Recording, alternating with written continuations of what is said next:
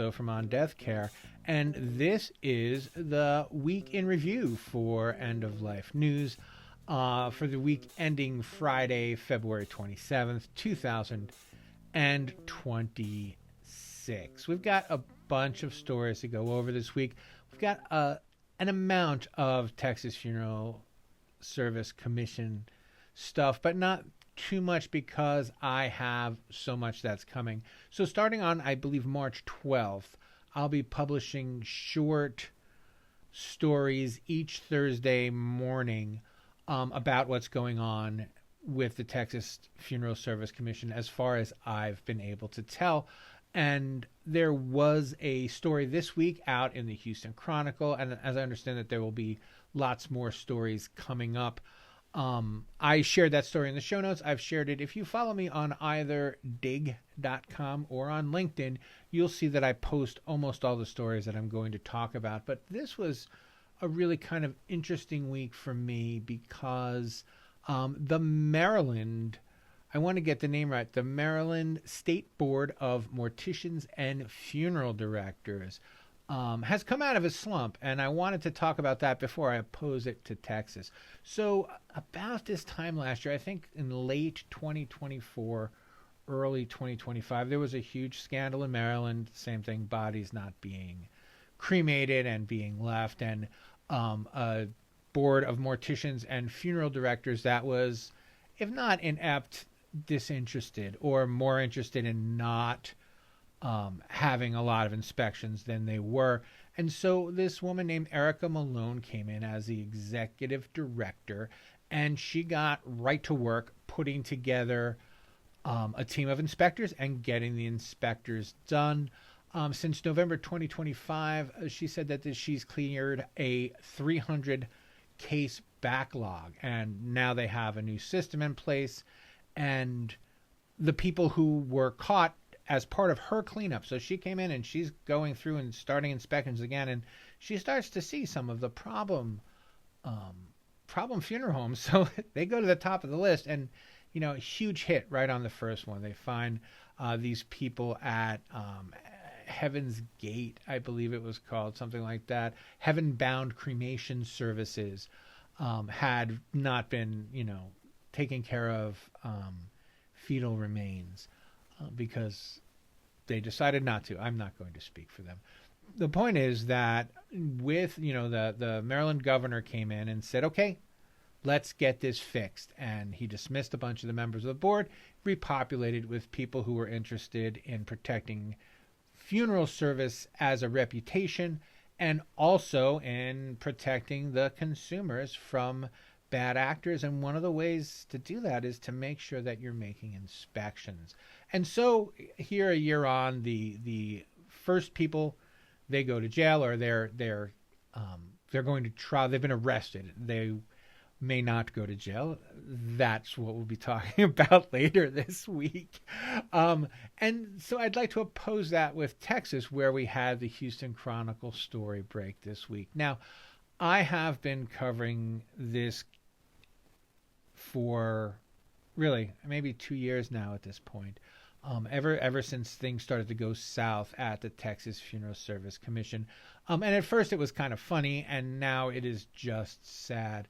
So there was an expose in the Houston Chronicle. There is a link in the show notes. There's a link anywhere.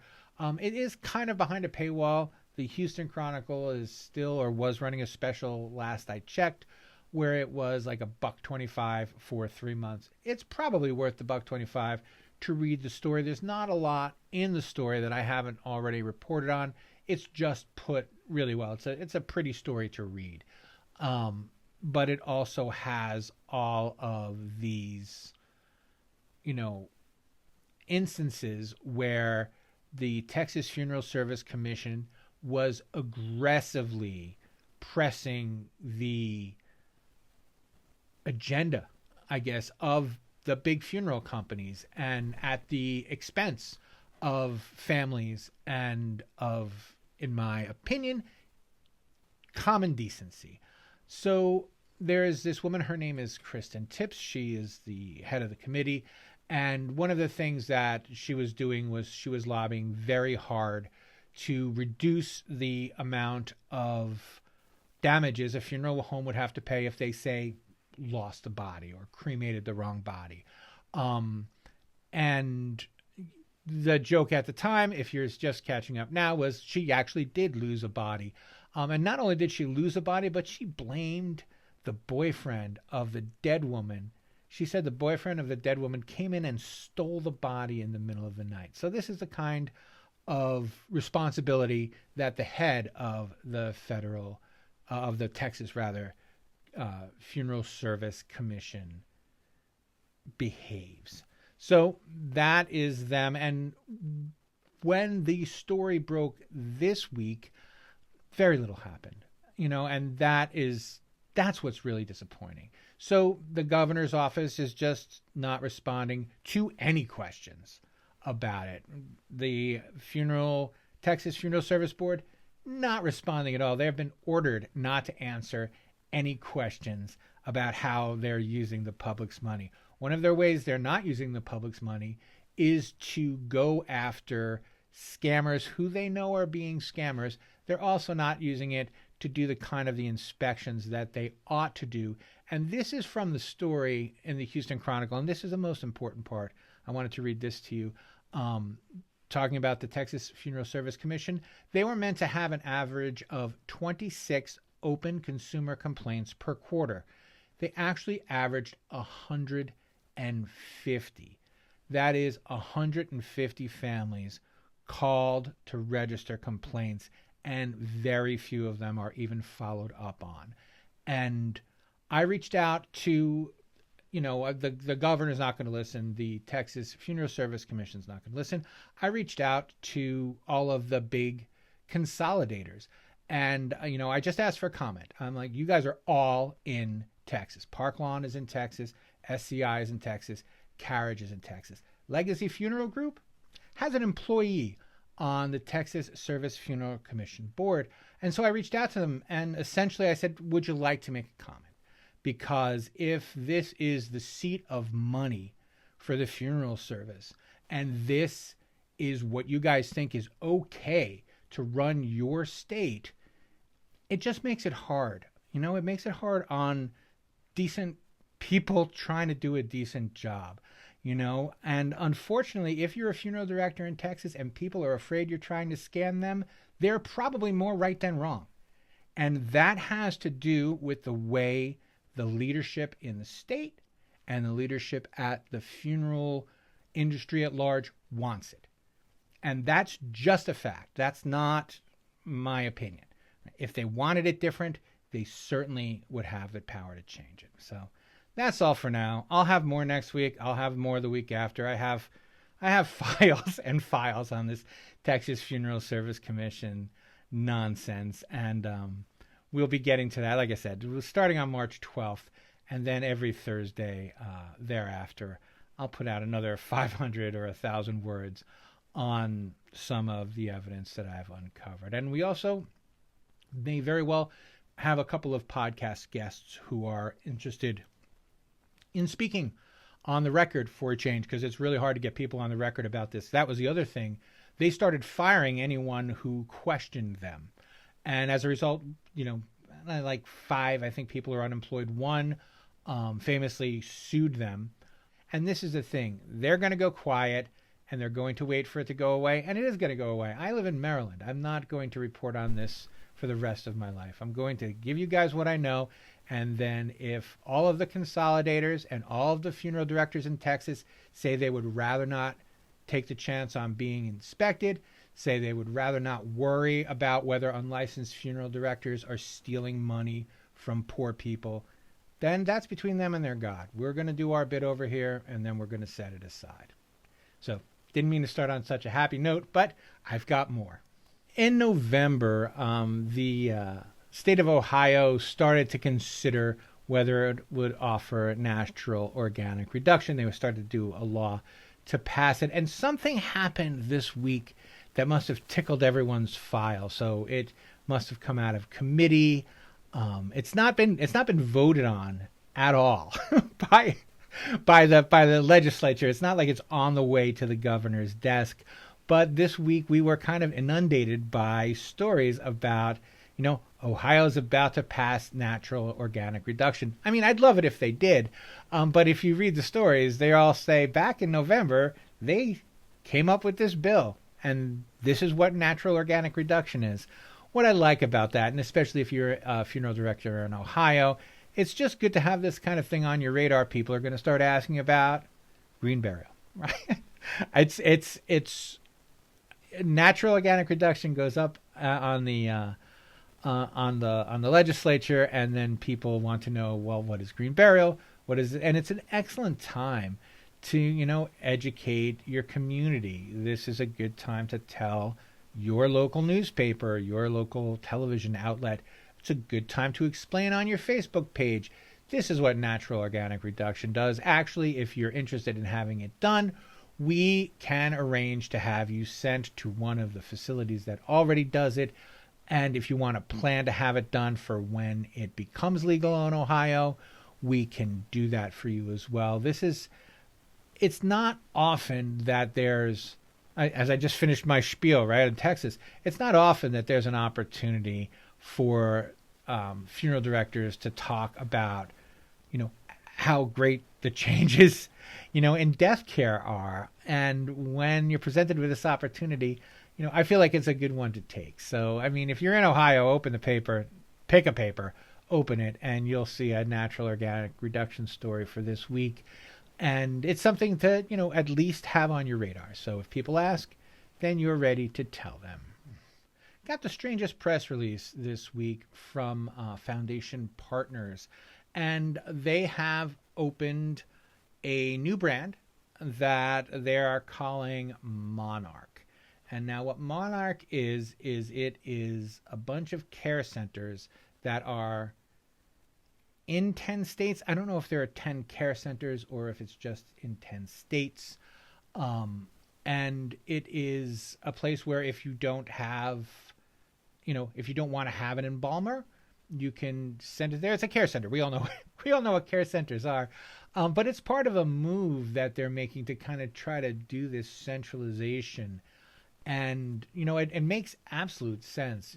One of the things that they've stated that they were doing is they're and lots of funeral companies are. I know that Carriage has already talked about this as well, as having this central place where you can serve, a lot of families with fewer resources.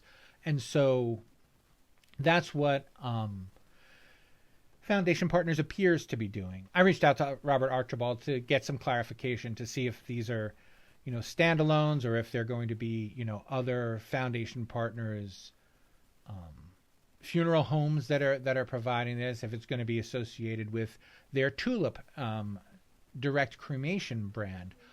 He said that it's definitely not associated with Tulip. If you look at they're in the same cities. I don't know how they're not associated. They're in the same cities. They're open and run by the same companies. I don't know if the care centers are not also the direct cremation centers in the area. I know that the one here in Maryland isn't a Tulip brand thing, but it has been a direct cremation facility for a while. And now it's been kind of turned into this brand or folded into this brand. But, if we can come up with more information, we will share it with you. If we can't, I am sure if you're in the neighborhood of a Foundation Partners Care Center, they'll let you know, especially if you're looking to outsource your embalming or your cremation. The thing that I thought also was very interesting is that their care centers, I believe all of them, the impression was that it was all of them, have witness cremation, which is something that you may not be able to offer if you have a crematory. So that is one of those kind of extras that might be worth looking into. So another story I shared this week that I wanted to just touch on briefly is that Jackie Lim Rose, and it's Lymn, like the English Funeral Company. If you're familiar with the English Funeral Company, she is one of that family She stepped back from her duties as an embalmer. She'll be helping, she'll be teaching, she won't be doing day-to-day embalming. And in that announcement, they said that she was the 6th woman to get her embalmer's license in England. And when I saw the headline, I'm like, that's wrong. That's maybe it's because she's with an important family. Maybe it's the 6th. No, women until 1977 were not allowed to get their embalmer's license, which is just baffling. I mean, baffling. So anyway, congratulations to her on what I'm sure was a fantastic career, and I really hope you get the credit that you deserve, for stepping up and making it. When they said women can get mortuary licenses, embalming licenses, then women also had to step up and get them, and it's cool, whenever you can be a part of like a breakthrough movement. In Arizona, the Messenger Cemetery group has announced that it'll no longer allow families, and its policy apparently has been for some time, to not allow families to stay while the casket is lowered into the ground. They may not have made this clear enough to some families, and they are being sued by a Jewish family who said, that's what we came for. And there has been some discussion online in the chat about, this is something that happens in Arizona. I don't know what's going on with Arizonans that they can't keep from falling in open graves. I can't imagine what the problem is, but I also don't run a cemetery. And that's an important part. I'm staying out here throwing rocks, but I've been assured that keeping families away from the grave is a necessity in parts of Arizona. But if it's part of the religious ritual, and I'm going to talk about this when we get to the cremation bit, and I'll be doing some cremation reporting in the coming weeks as well. And that's one thing that goes over everybody's head, that for some people this is a religious ritual. It's not just what they want, it's what they think God wants them to do, and there's a difference. And so this rabbi has said that he's going to sue the cemetery for not letting them stay and to finish their burial rituals, which makes sense. I mean, I don't know how you say this. I mean, if you're this kind of salesperson, then you should get yourself to Arizona. Okay, that'll be whatever, $3,000 for the plot. Oh, and by the way, you can't stay when we put your grandfather in it. You got to leave the cemetery. You can't go to a safe distance. We want you out and gone before we put this casket in the ground. That's a tough sell. And that's a tough sell in an industry that already has a tough time getting people to come. So to get people to come and then kick them out, that takes courage.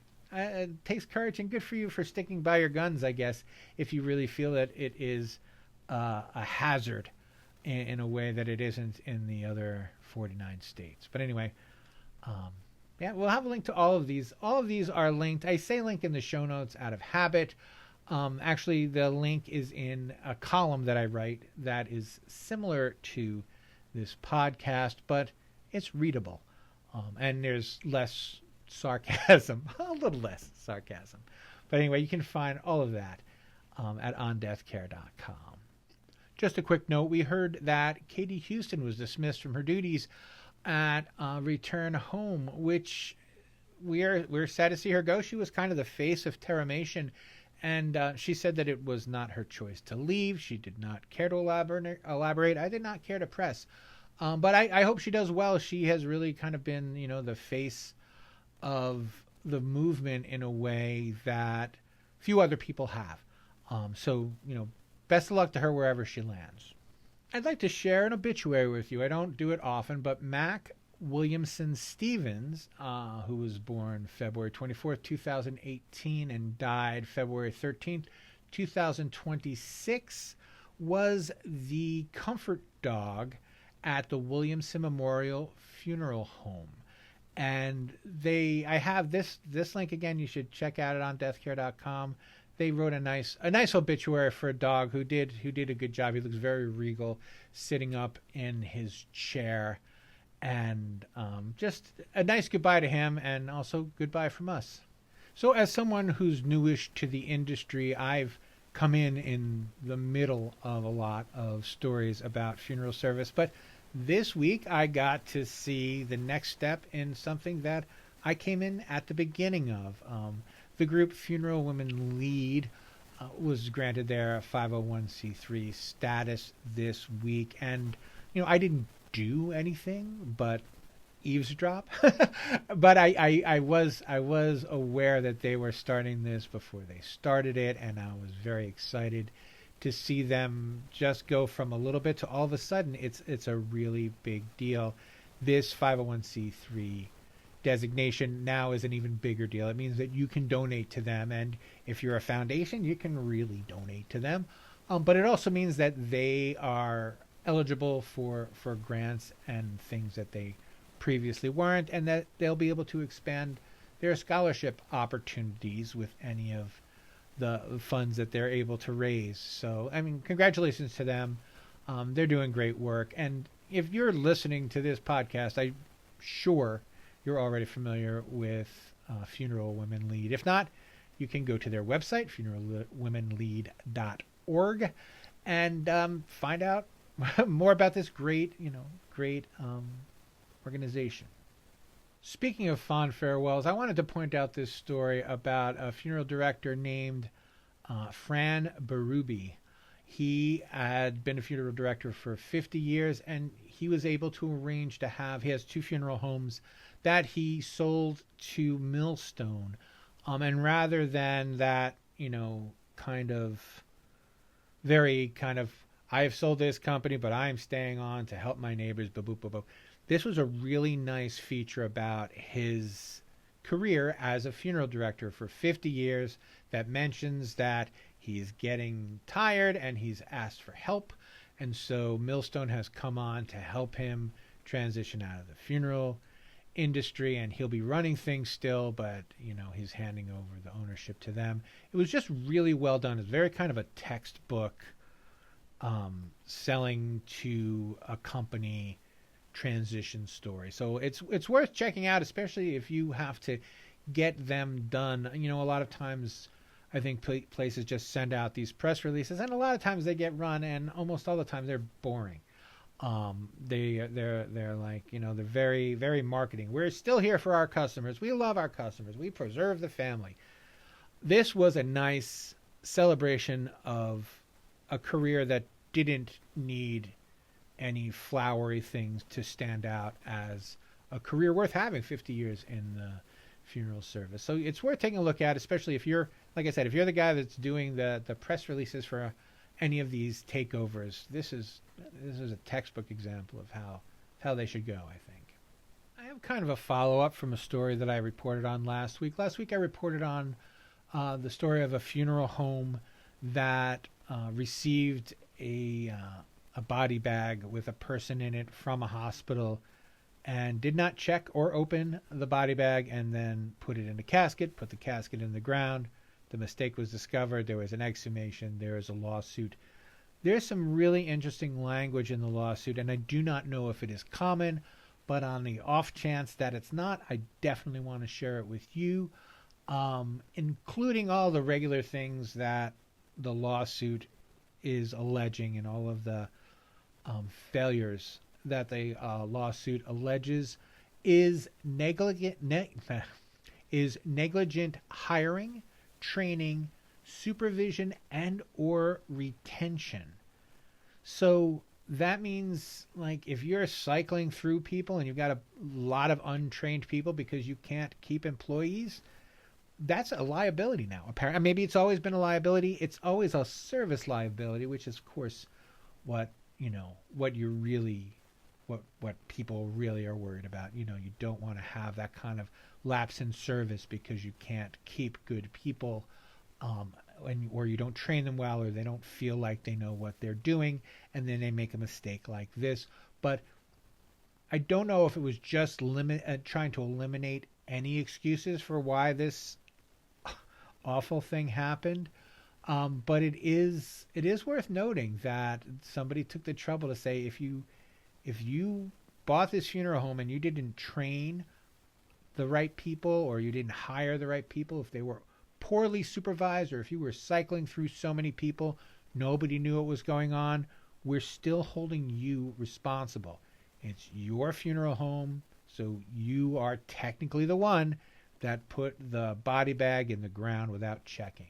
And that's a really important turn. Again, I don't know how critical is that. I don't know how novel it is, but I saw it and I figure better to share it than to not. And that will do it for this time. I want to thank you guys so much. It's been a week. This is only my second broadcast on this podcast feed, but you all seem to have found me, and I'm really happy. I was so gratified for the number of subscriptions, for the number of paid subscriptions. I was dumbfounded.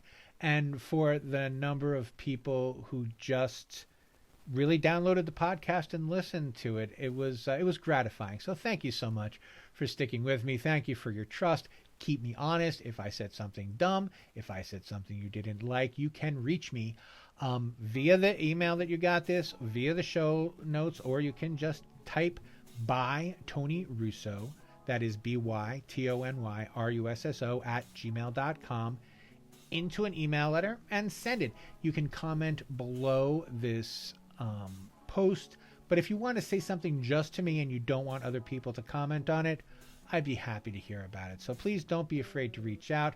I'm going to be starting my second weekly, well, it'll be semi-monthly, I think they call it, every other week. I'll be starting that in March, and I hope you tune over to that. I've got a couple of great guests already lined up, and I'm excited for those prospects. And we will check out for now, and I'll pop back in next week with some more Week in Review news. See you.